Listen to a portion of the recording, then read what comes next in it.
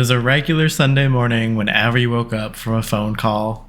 It was his mom calling to invite him over for a Sunday hangout, but he could tell that there was a little bit more to this hangout than she was letting on. He agreed to go over anyway. When we got to his parents' place, greeted by his mom, she admitted that she was hoping he could help out with a project in the house because one of Dad's pranks had broken the toilet again. Avi agreed and quickly went to fix the toilet that he's done many times, but to his surprise this time the toilet was fighting back. Admitting that the toilet had taken its last prank, Avi's dad said that he knew the perfect place to go in order to drop off the toilet. And thinking that they were going to repair it, Avi agreed and went along with him. On the way there, Avi's dad described the place as somewhere his old military buds and him used to drop things off, which sounded incredibly suspicious to Avi, but he went along with it. When they finally arrived to the location, Avi thought there must have been a mistake because he couldn't see it on his GPS that they'd been using.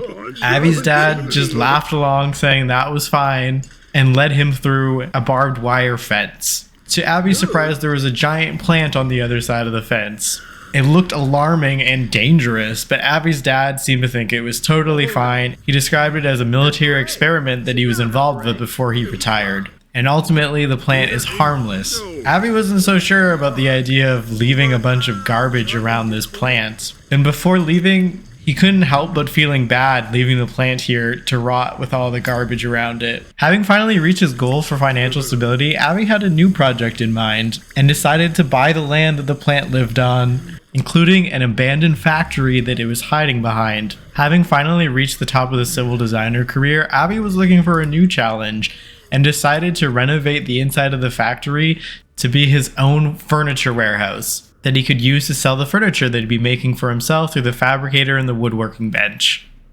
He even completed the top half of the warehouse with a little artist den where him and Ariana could do paintings and sell them in the shop as well. In the back of the warehouse, he kept the plant there as well as keeping one of the shipping containers they transformed into his own workshop, complete with his workbenches and a little living quarters for when he got too tired to head back home. People still used the back of the store to drop off the broken furniture and appliances that they had, but Avi used this as an opportunity to flex his handiness and restore these broken electronics, appliances, and furniture in order to sell them in his shop and avoid them from being lost in a landfill. Alright everyone, it's weird to say it, but that's it. This is the last video of Avi. We are done the transgender challenge. His life is completely wrapped up now. I will be uploading both him and also his house and his workshop here to the gallery, so if anybody would like to have him in their game, feel free. I did decide that he will be taking on a background character role in the next transgender challenge that I make. It'll be a couple months away from now, but I will be using this format again